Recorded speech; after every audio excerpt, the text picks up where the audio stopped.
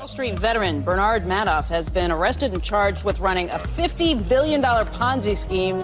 Congress wants to know what caused the Enron meltdown. Now, while the collective rage currently is focused on WorldCom, Tyco CEO Dennis Kozlowski was convicted of looting hundreds of millions of dollars. This is one of the biggest fraud cases ever.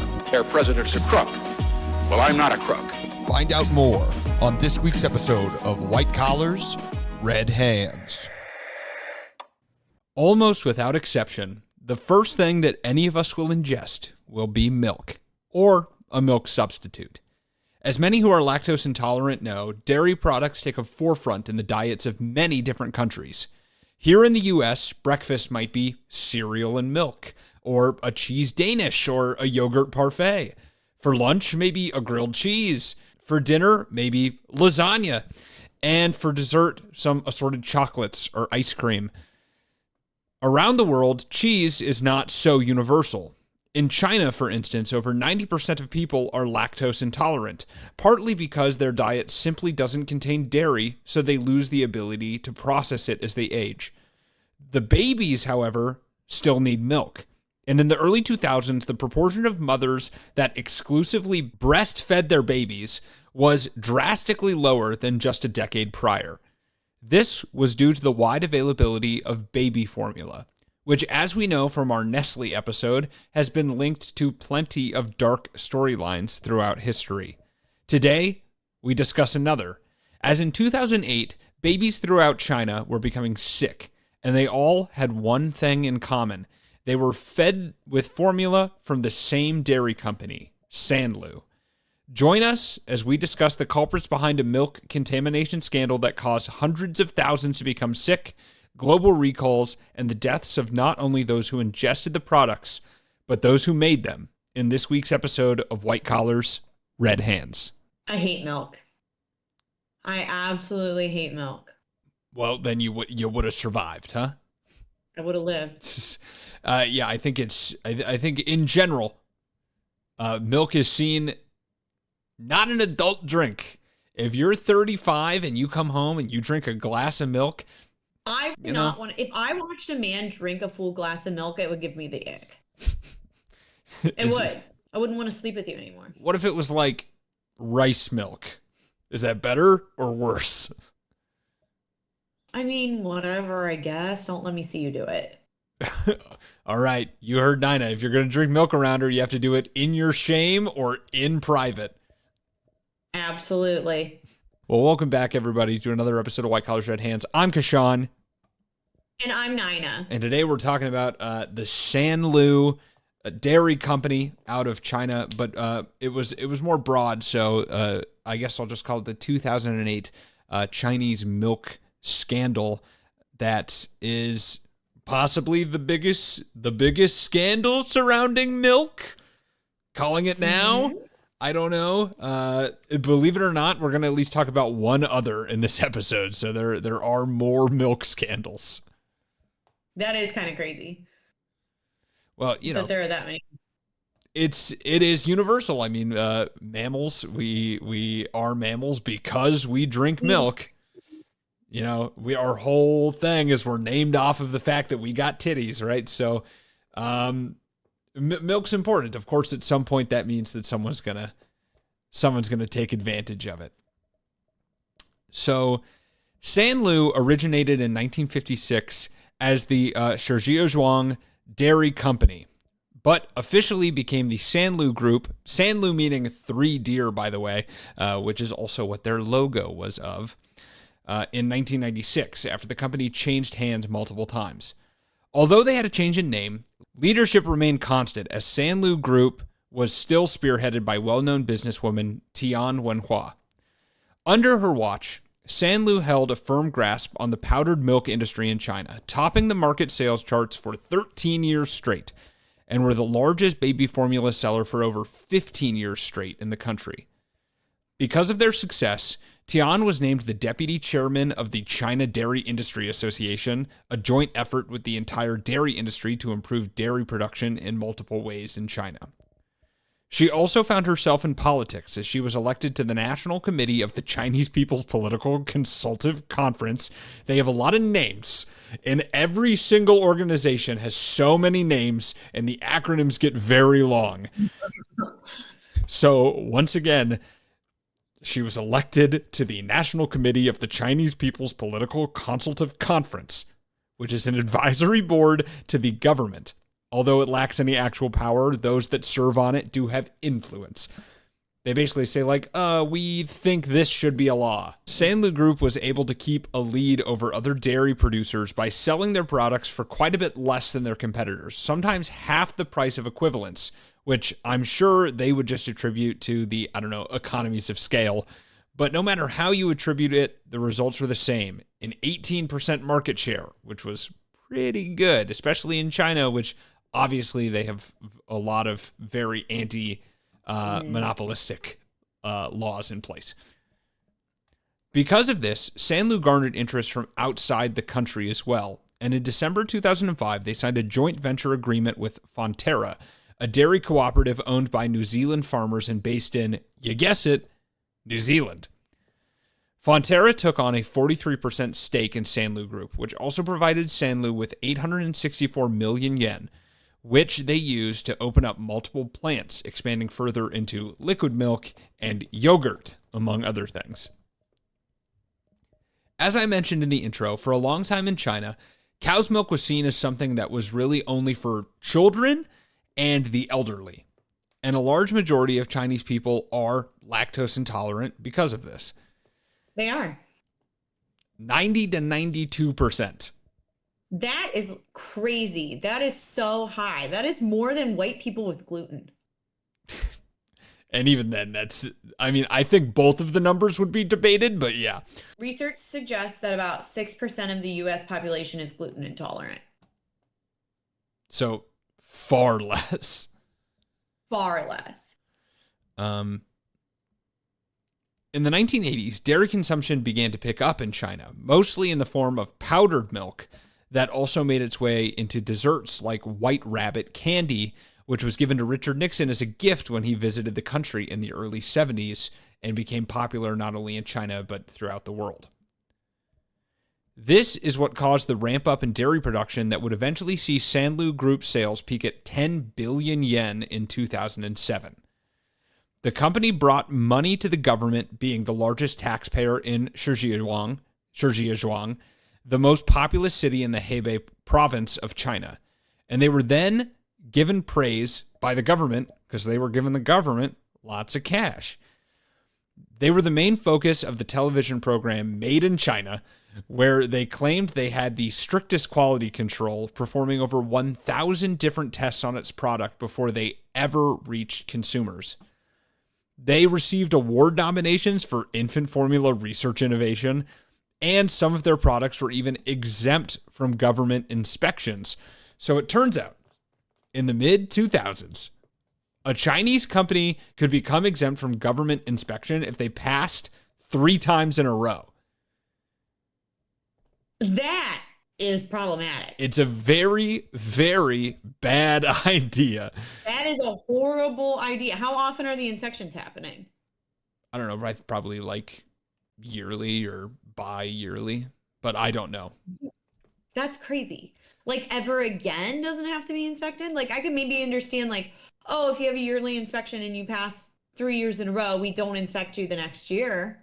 Yeah, no, they're like, okay, you're good. You passed 3 times in a row. They just assume that you'll be good, I guess. Until you're not. And believe it or not, the Chinese government would get rid of this pretty quickly after this scandal. And speaking of scandal, at the height of Sanlu's business at the end of 2007, as they were one of the largest employers in their city, the first complaint regarding the company's products would cross the desks of Sanlu executives. So, the adulteration of milk has some American history as well. In the 1850s in New York, where safe drinking water was in short supply, the demand for milk was skyrocketing. With rising demand came tight supply, and since most dairy farms were away from cities where they could grow the hay necessary to feed the cows, opportunities were looked at to produce milk closer to urban centers. Because drinking water was scarce, Americans were also consuming the largest amounts of alcohol at the time. Hell yeah. So that means Thumbs up, baby. So that means that cities did have quite a few brewers and distillers. Mm-hmm. The grains that were used to make beer and whiskey come off of the process in a fermented slop called swill that still retains some very mild nutritional value. So someone thought, hey, why don't we just feed this to dairy cows? Then we can just keep them stabled right here in the city next to the brewers and distillers. I don't want to eat that. Yeah. It was. That's where the company name Laughing Cow came from, because they were drunk laughing cows. They weren't drunk. They were dying because this was terrible for the cows, as the swill caused their teeth to rot and was also just in general not healthy. Because of this, the milk they produced was... They probably had diseases in it. Well, it was watery and contaminated with even pus. Yes. I know. If you didn't like milk before, you really won't like milk now. And basically, this milk that was coming out of these cows would be wholly offensive to the city folk they were trying to sell to, even if it was affordable comparative to what they could get from outside the city. Pus is crazy. Yeah, and gross. Because of this, the swill milk was whitened with plaster of Paris, thickened with eggs and starch, and finally sweetened and hued with molasses. So it wasn't milk. It's milk at the base. This caused it to look kind of like good milk and taste kind of like good milk. But newsflash, plaster is toxic, and milk is fed largely to infants. This episode is grossing me out so much. So until the practice was finally exposed by the New York Times in the late 1850s, it is believed nearly 8,000 infants died because of this swill milk production. Yeah, because they were polyester. Yes.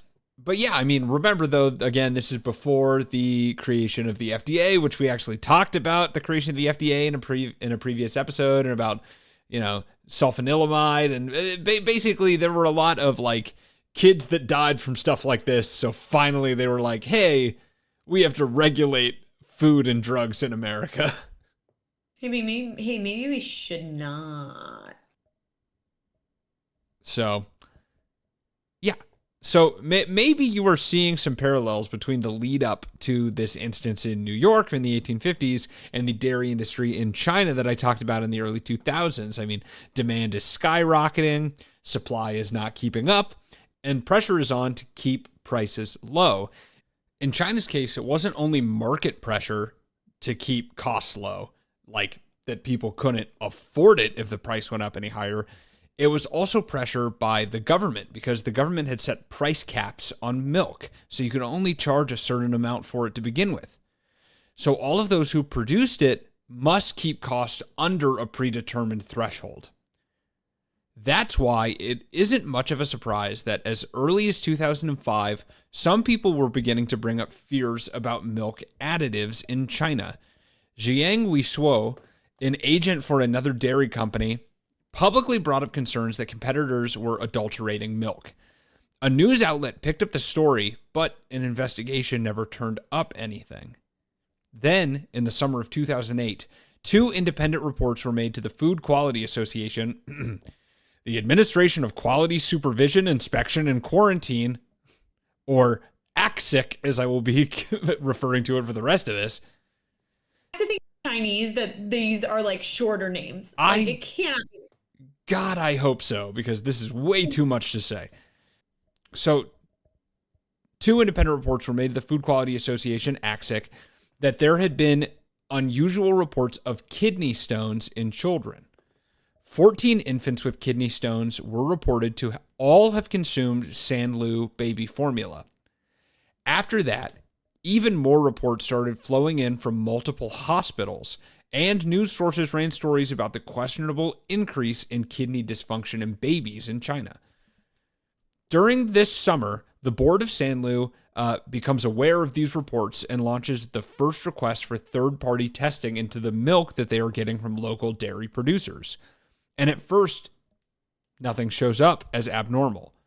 But at the beginning of August, the culprit is finally found, as well as the reason it went undetected for so long, because that's exactly what it was meant to do.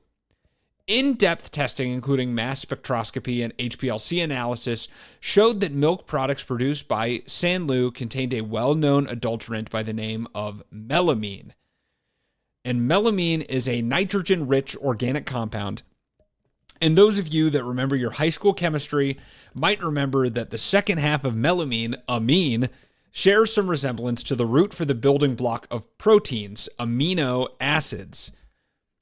That's because amine is just the term for a carbon-nitrogen bond, and those bonds are integral in protein formation.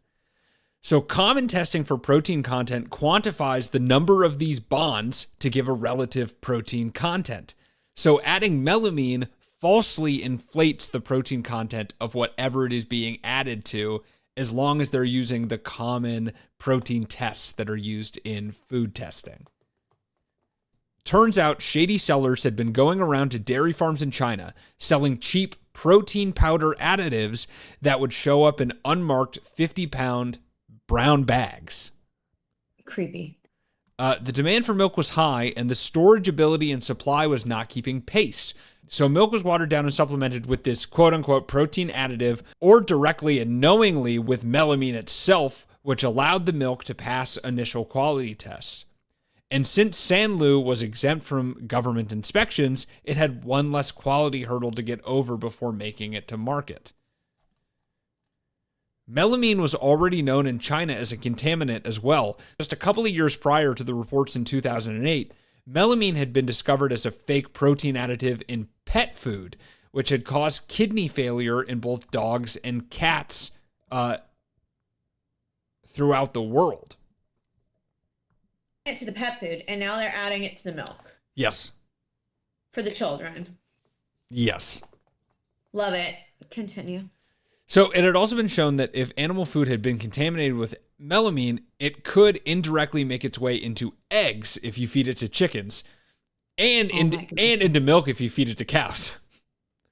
So they could have been doing double duty. But it also couldn't it find its way into any meat? Because like if you feed it to a pig, it's going to be in the pork. Like anything that we eat, it's going to find its way into whatever we consume, right? I don't think it was a worry in meat. It's probably just not deposited in muscle tissue.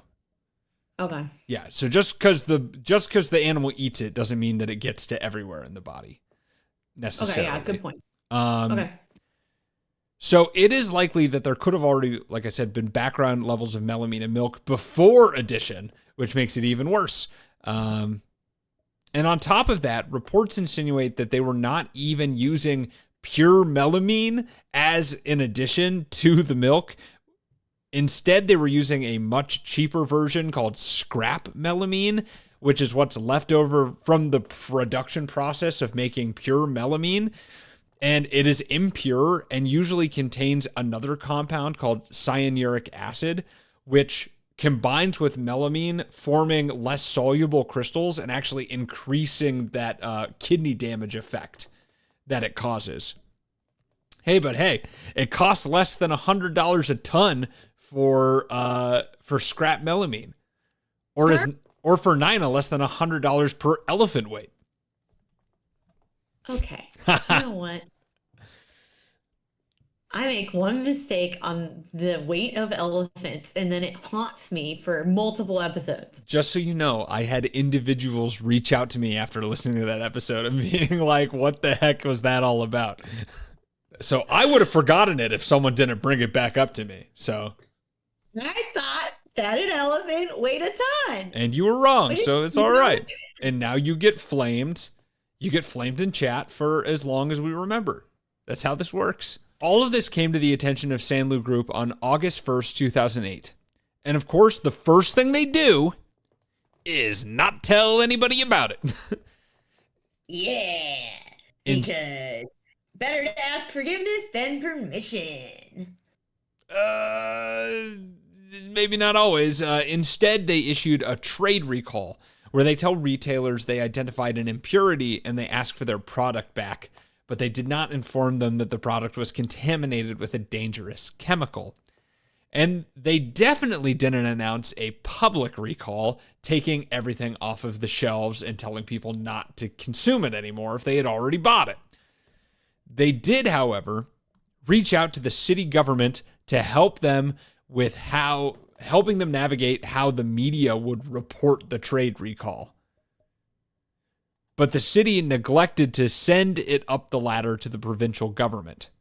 It is believed that everyone involved wanted to keep things as hushed as possible to prevent bad press from interfering with the world's public opinion of China right before the 2008 Summer Olympic Games were set to begin in Beijing on August 8th of 2008.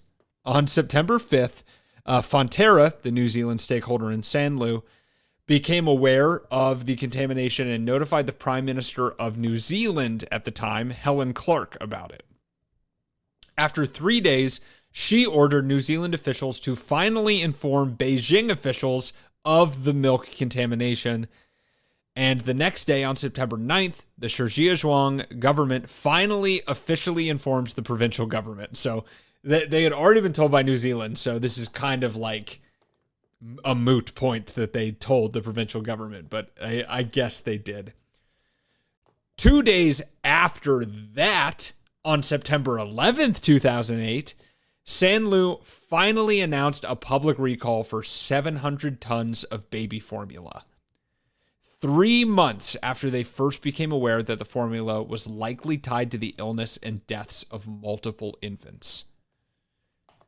4 days later, the company issued a public apology and was ordered to stop production by the government and to destroy all of its product, but not before they seized over 2,000 tons of powdered milk from the warehouse. And after an inspection, AXIC announced they believed that most of the adulteration was actually happening at the farm level, but that Sanlu had been so squeezed by the supply chain to meet demand that they had relaxed their inspection protocols, especially after being given a free pass from the government for inspection.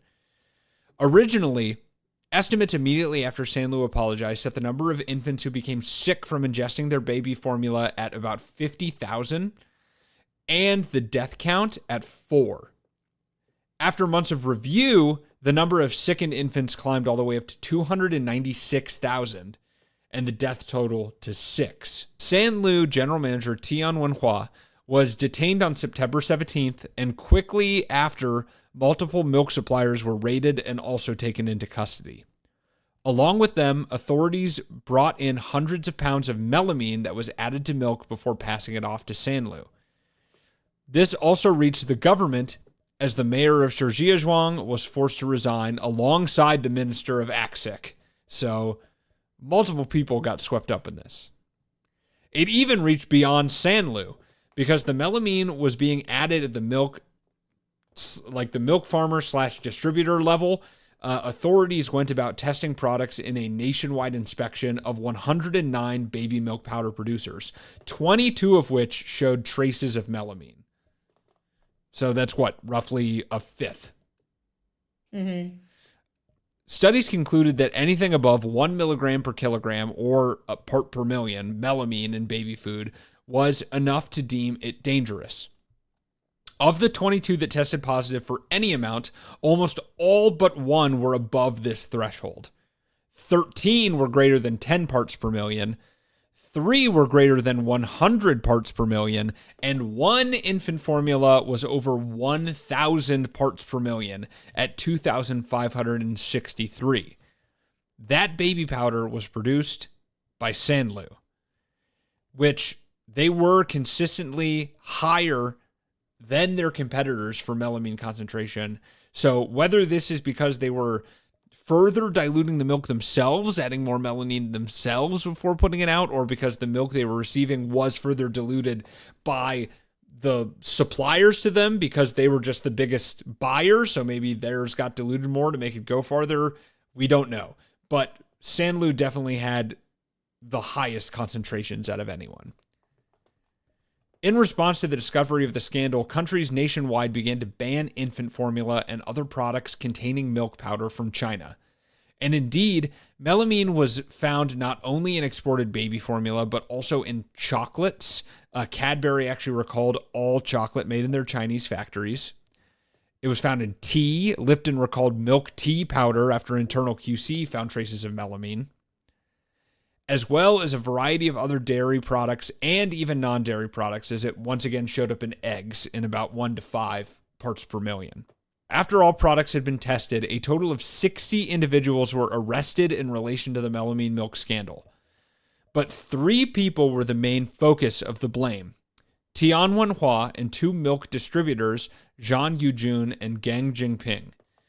All 3 were convicted, with Tian receiving a life sentence for her negligence, and Zhang and Geng were sentenced to death in January of 2009, a sentence that was carried out in November of that year. Wait, when did they get convicted? They got convicted in January. They were executed in November.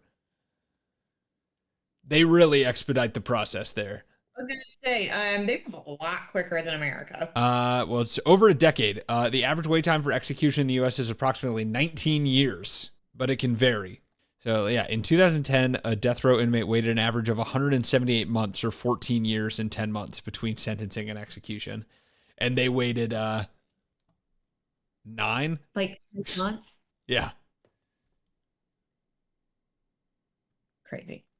So, Tian had her life term reduced twice to a final duration of 15 and a quarter years and was scheduled for release in 2024, which I assumed happened, although by then there was nothing I found about her actually getting released.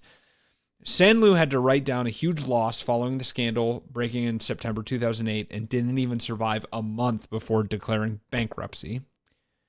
And consumer trust, both foreign and domestic, has not returned to the Chinese dairy sector. Many popular brands such as Starbucks switched over to using milk alternatives like soy milk in the aftermath of the milk scandal, and many mothers followed suit. To this day, infant formula is still one of the only food products in China where its citizens use more foreign options than those made in country. I think one of the other ones that was quoted was like wine. So it's like wine and powdered baby formula, and it's still because of this that happened 17 years ago. That's crazy. Milk is why we are all alive. Because unfortunately, the universe made it so babies can't live off hamburgers like the rest of us. Because of this inherent need for it, it has become a target for fraud and adulteration throughout human history. Because demand is always ever present. In China, Sanlu and the entire dairy sector took it to another level, watering down milk with a chemical that they knew caused illness in animals, and to such an amount that they pulled a Nestle, committing one of the worst possible crimes imaginable: infanticide. China's response to the criminals looked quick and harsh on the surface, but underneath are rumblings of a cover-up to save their image. No matter what, though, in China, just like Ron Burgundy would say, milk was a bad choice. So thank you so much for listening. That's today's episode on the 2008 milk scandal. I mean, it goes a lot deeper than this. I didn't want to bore you with a bunch of the research that came out afterwards, but A bunch of milk facts. Yeah, a bunch of milk facts, but that's the highlights, quotation mark, lowlights, whatever you want to call them. That's the gist, and it's not something we hear about a lot in at least the Western world. I never heard about this, and there's not a lot on it. So, yeah. So thank you guys so much for listening. If you liked what you heard, please leave a review. You can write a review on Apple Podcasts, or you can leave a star review either on Apple Podcasts or on Spotify. And while you're on Spotify, you might as well check out the video. We're on video. And you can check us out there, or you can check us out on youtube.com/whitecollarsredhands. You can also check us out on our socials at facebook.com/whitecollarsredhands, Instagram at whitecollars_redhands, or X at whitecollarspod. You can also check out our videos on TikTok at White Collars Red Hands. You can support us by going to our website, whitecollarsredhands.com, and clicking that button that says check out the merch and buying something from either TeePublic or Dashery, whatever flavor of link that they're deciding to take you to. I guess TeePublic is still up. I don't know. But either way, if you buy something from there, you'll get the product and then we will get a cut of it, and we will be very, very appreciative to you. You can also recommend an episode. We try to do a fan-submitted episode every single season, and you can recommend an episode by sending us an email at whitecollarsredhands@gmail.com or DMing us on any one of our socials that I mentioned beforehand. And lastly, if you really do want to support the podcast and you really like what you heard, the best thing you can do is just tell a friend. Talk about the podcast, get it out there, and that helps us grow. We've been doing this for 4 years. We'd always like to see 5 years. Oh my God, it was just our 5-year podiversary. We did. Who was supposed to buy dinner? I don't know. It was me. Yeah, good luck getting, I guess you're off the hook, because good luck getting something like fucking Grubhubbed to me out here in the middle of nowhere, New Hampshire. Next time I see you, I'll buy dinner. All right. That's a deal. Mm-hmm. But yeah, so thank you guys so much for listening, and we'll see you next week on the season 20 finale of White Collars, Red Hands. Red Hands. Wow, man, we got one out of 9.